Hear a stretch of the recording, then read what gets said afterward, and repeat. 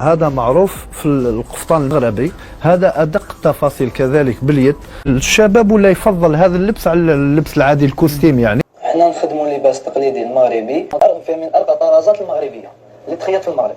وعندك هذه قندوره شارقه فيها قماش مليفه سبيسيال، حاجه رفيعه نتاع المغرب.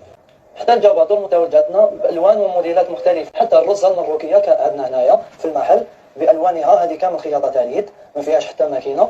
وحتى الموديلات تاع الاطفال الصغار كما هذا نشوفه هنايا، عندنا تاع الاطفال الصغار اللي فيه الخيط تاع اللي في حره، وعندنا فيه موديلات اخرى مختلفه بالوان زاهيه. عندنا ثاني هذه القندوره قفطان المغربيه اللي معروفه بالطرز تاعها جد راقي. وللأطفال نصيب من هذا النوع من الملابس. كاين تاع دراري صغار يبداو من 2 حتى ل10 سنوات.